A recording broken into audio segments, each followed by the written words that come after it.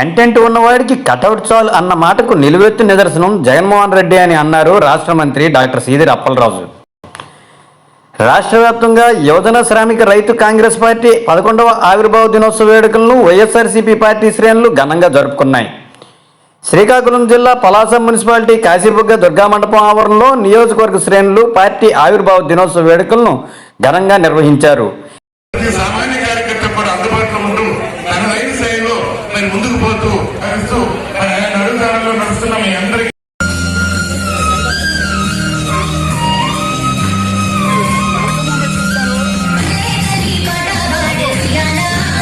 ఈ కార్యక్రమానికి ముఖ్య అతిథిగా సీదిరి పాల్గొన్నారు.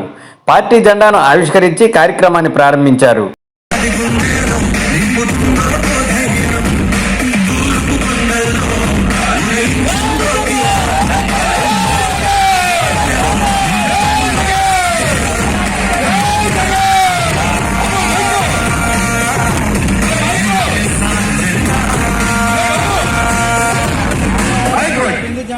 కార్యక్రమంలో పలువురు నేతలు ప్రసంగించిన అనంతరం సీదిరి ప్రసంగించారు.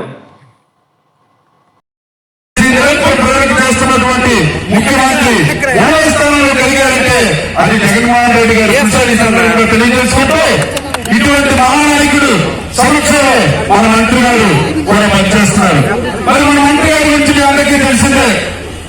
ఈ నియోజకవర్గంలో ఉన్నటువంటి ప్రధానమైనటువంటి కన్ను పలాస కాశీబుగ్గ పురపాలక సంఘం.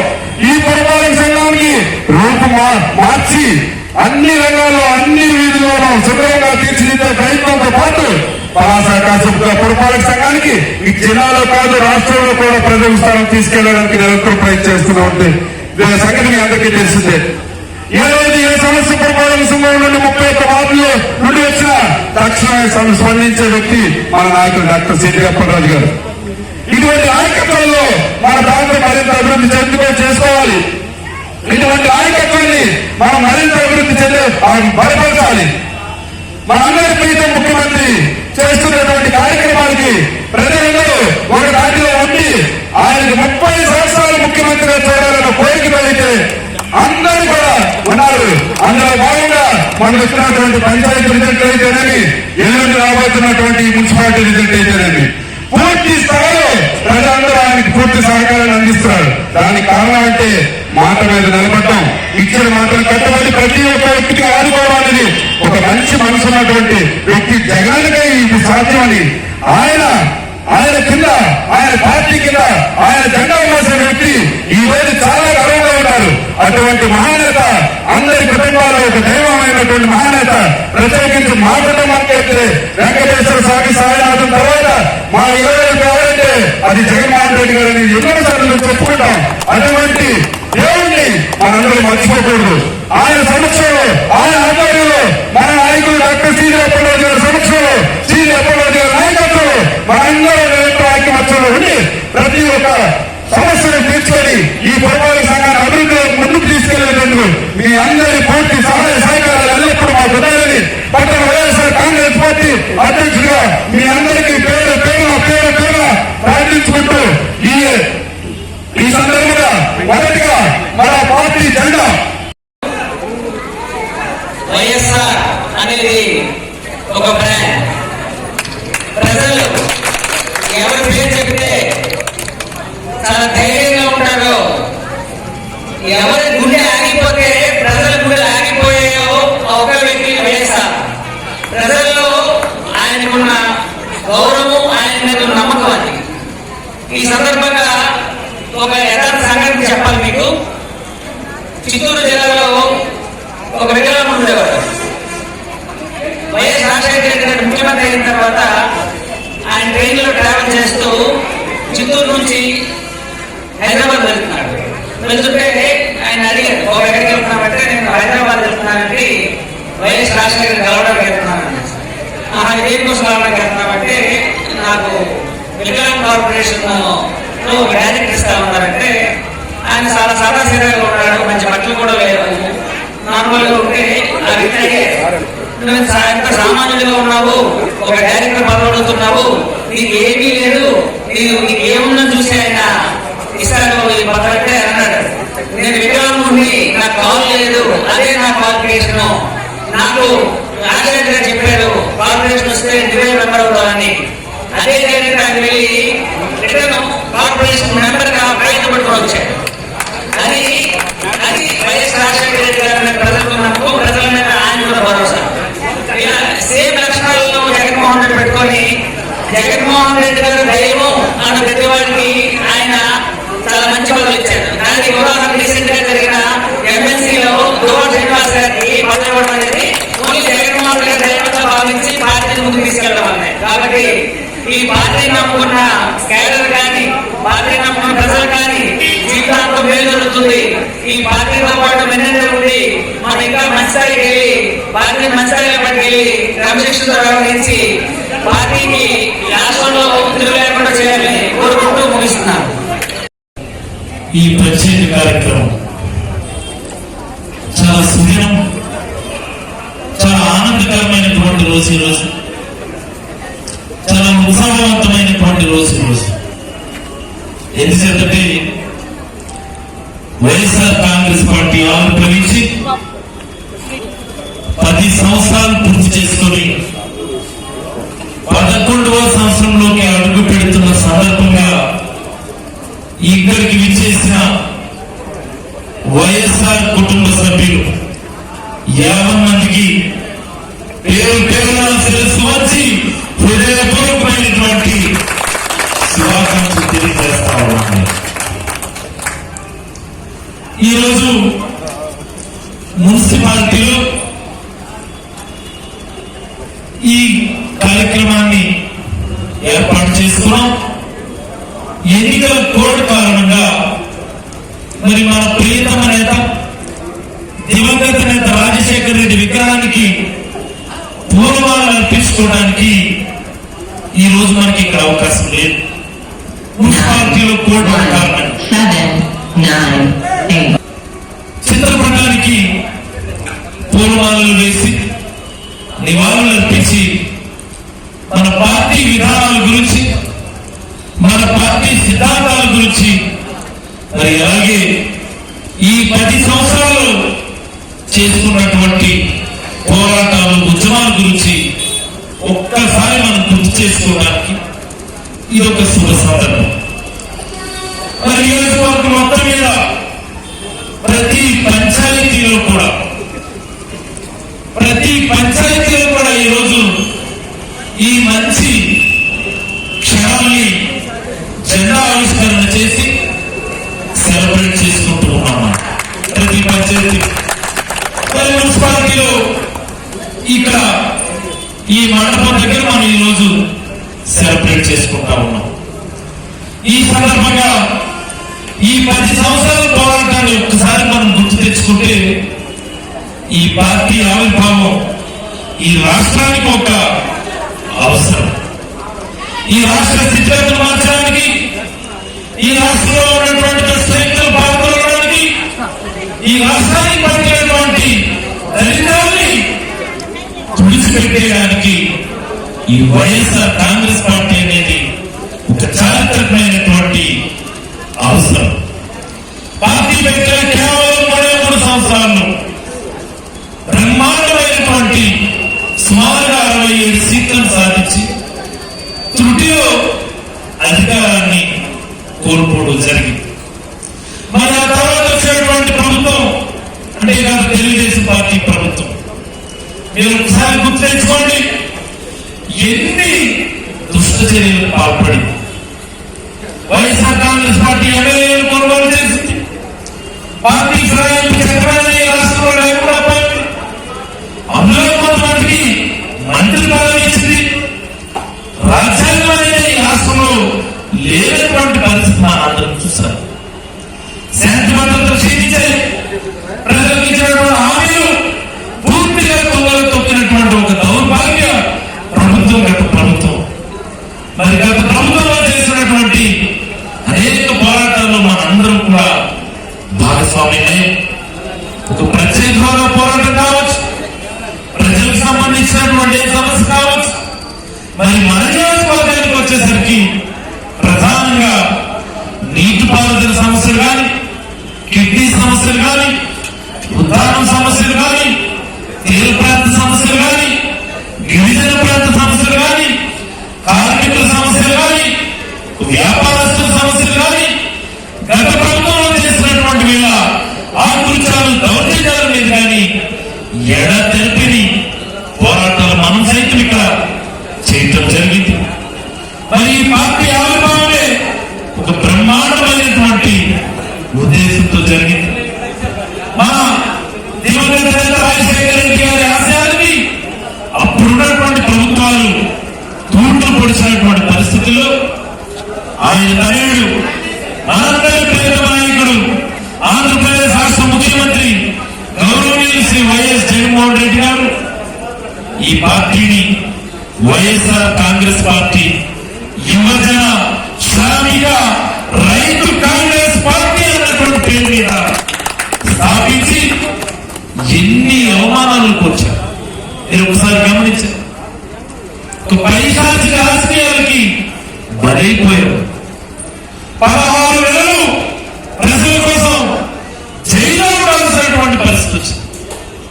ఏ రోజు కూడా గుర్తుపెట్టుకోండి మిత్రులారా, ఏ రోజు కూడా వెన్ను చూపని వీరుడు వలె ఎన్ని కష్టాలు ఎదురైనా, ఎన్ని అవమానాలు ఎదురైనా, ఎంత ఆగాలు పెట్టాలన్నా సరే జగన్మోహన్ రెడ్డి గారు వాటన్నిటినీ కూడా ఓపికగా భరించి 2014 ఎన్నికల్లో త్రుటిలో అధికారం కోల్పోయి తన పోరాట ప్రజలని ప్రజల పట్ల అనుకున్నటువంటి అంకిత భావాన్ని ఏమాత్రం సవరకుండా ఒకే పదాలు వెళ్తూ మరి 2017లో మొదలుపెట్టినటువంటి ప్రజా సంకల్ప యాత్ర, పాదయాత్ర నిజంగా ఆంధ్రప్రదేశ్ చరిత్రలోనే కాదు, దేశ చరిత్రలోనే కాదు, ప్రపంచ చరిత్రలోనే ఒక గొప్ప చారిత్రాత్మక ఘట్టమని మీ అందరికీ నేను తెలియజేస్తా ఉన్నాను. పాదయాత్ర మొదలుపెట్టడానికి ముందు ఈ నవరత్నాలు అన్నటువంటి ఈ సంక్షేమ పథకాన్ని ముందస్తుగానే అనౌన్స్ చేసి కాళ్ళకు చక్రాలు కట్టుకొని ఇంటి ఇంటికి, వీధి వీధికి, వాడకి, ఈ రాష్ట్రంలో ఉన్నటువంటి ప్రతి పల్లెకి కూడా జగన్మోహన్ రెడ్డి గారు పాదయాత్ర పేరుగా రీచ్ అవ్వడం జరిగింది.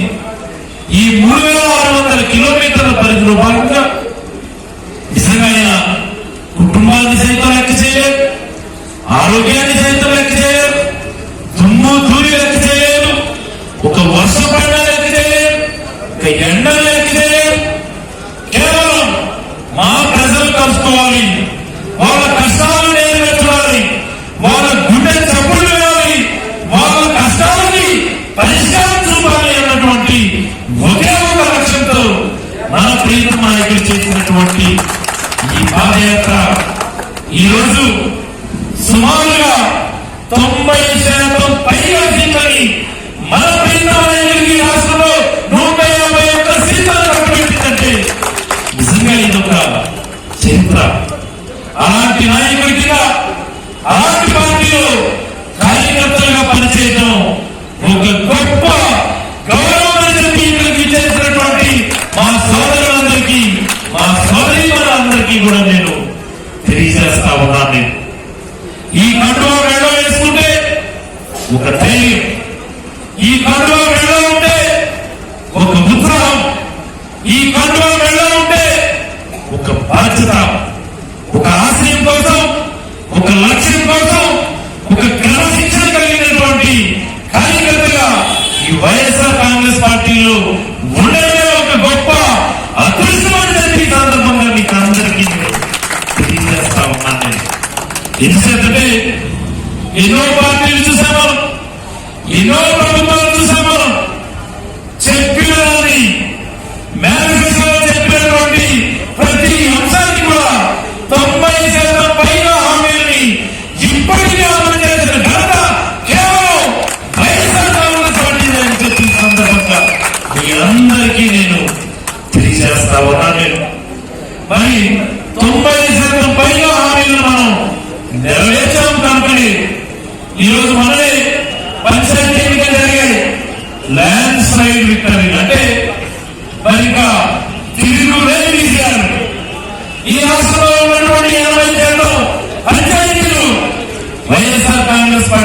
వస్తున్నాయి. మరి మన నియోజకవర్గంలో సుమారుగా 95 పంచాయతీలు గాను 88 పంచాయతీలు వైఎస్ఆర్ కాంగ్రెస్ పార్టీ కైవసం చేస్తుంది.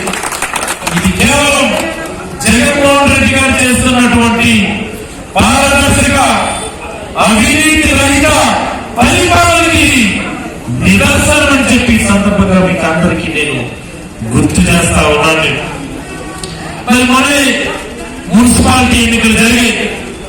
ఈ మున్సిపాలిటీ ఎన్నికల్లో భాగంగా అన్ని పార్టీల వాళ్ళు, రాష్ట్ర స్థాయి నాయకులు, జిల్లా స్థాయి నాయకులు ప్రచారాల పేరిట ఊర్లు తిరగడం జరిగింది. అన్ని దగ్గర చూసుకోండి. తెలుగుదేశం పార్టీ తీసుకుంటే వారి అధ్యక్షులు, వారి జాతీయ అధ్యక్షులు, వారి జాతీయ కార్యదర్శులు ప్రతి వాడు కూడా ప్రచారం చేయలేదు. అన్ని పార్టీలు అలాగే. మరి మా వైఎస్ఆర్ కాంగ్రెస్ పార్టీ అధ్యక్షులు జగన్మోహన్ రెడ్డి గారు మాత్రం మీరు ఒకసారి గమనించండి, ఎన్నికలు జరుగుతున్న సమయంలో కూడా తన క్యాంప్ కార్యాలయం నుంచి బయటికి రాకుండా కేవలం నా పరిపాలన చూసి ఈరోజు ప్రజలు కోటేటువంటి ఒక ధైర్యంతో, ఒక నమ్మకంతో, తన పరిపాలన మీద ఉన్నటువంటి నమ్మకంతో ఈ రోజైనా కనీసం ఇల్లు దాటి బయటికి రాకుండా ఎలక్షన్ చేయడం దేశ చరిత్రలో ఇది ప్రధానమని చెప్పి సందర్భంగా తెలియజేస్తా ఉన్నాను. హైదరాబాద్ జిహెచ్ఎంసీ ఎన్నికలు జరిగితే టీఆర్ఎస్ పార్టీ నాయకులందరూ తిరిగారు, బీజేపీ జాతీయ నాయకులందరూ తిరిగారు. చూసారు మనం చరిత్ర.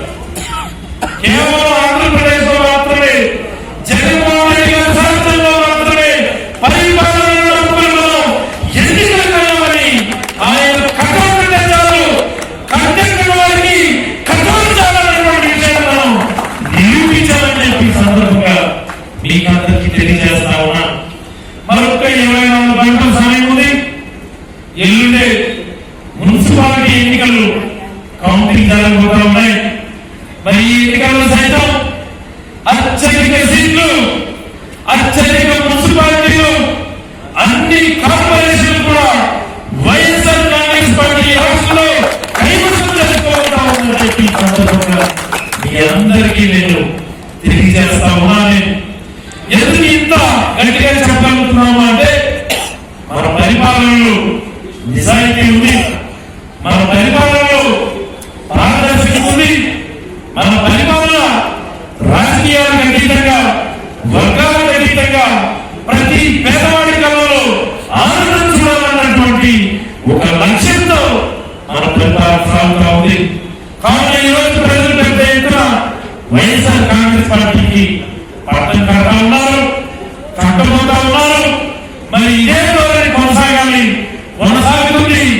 జగన్మోహన్ రెడ్డి గారు ఈ రాష్ట్రానికి శాశ్వత ముఖ్యమంత్రిగా ఉంటారని, మరి ఆయన నాయకత్వంలో, ఆయన అభివృద్ధిలో కార్యకర్తల ప్రతి వాడికి కూడా ప్రజల మధ్య గౌరవం ఉంటుందని, ఈ గౌరవాన్ని మనం నిరంతరం ఇలాగే కాపాడుకోవాలని, ఈ కడుగా ఉన్న రోజు మనం మన ప్రజలందరూ కూడా నిశ్చింతగా ధైర్యంగా ఉండొచ్చని ఈ సందర్భంగా మీ అందరికీ తెలియజేస్తూ, మరి ఈ కార్యక్రమంలో భాగస్వామ్యమైనటువంటి టౌన్ పార్టీ అధ్యక్షులు, రూరల్ అధ్యక్షులు, అలాగే సీనియర్ నాయకులు, మనందరికీ గురువైనటువంటి వెంకటరామేశ్వరం, ఏఎస్సీ చైర్మన్ గారు, వివిధ హోదాలకు చేసినటువంటి నాయకులు, ముఖ్యంగా మరి కాబోయే కౌన్సిలర్ అభ్యర్థులందరికీ, వాళ్ళ సహచర బృందాలకు, నా తోటి